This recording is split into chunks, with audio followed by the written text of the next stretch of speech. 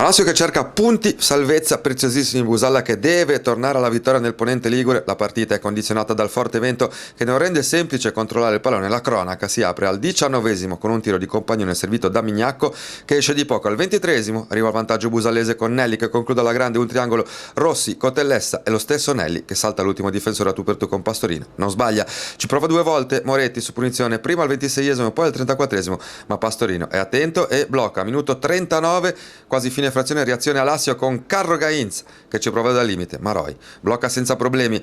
Il secondo tempo si apre al 50esimo con un rigore richiesto dalla Lazio, fallo fischiato fuori area da vedere nelle immagini del nostro Cristiano Monti. Al 54esimo tripla occasione a Lazio, tira Lupo, ma Roy si distende, para sulla respinta, arriva Barison, ma il tiro è respinto da Iraci, arriva ancora Greco che calcia però alto. Quarto d'ora, Rossi lanciato splendidamente da Compagnone, prova la botta ma il tiro termina lato di poco. Al 71esimo ci prova la Lazio con un lancio lungo per Gerino, ma Roy chiude la porta.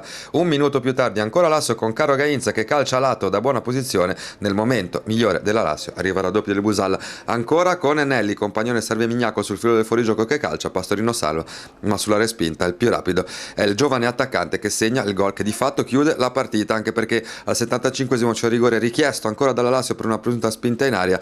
All'84esimo Carlo Gainza ci prova direttamente da corner ma il palo dice di no. All'87esimo arrivano gli ultimi due gol della gara, il 3-0 di Repetto che segna dopo una splendida azione dello zio Matteo Rossi e in pieno recupero Tommaso Moretti cala al poker per il Busalla che si erige al quarto posto in classifica.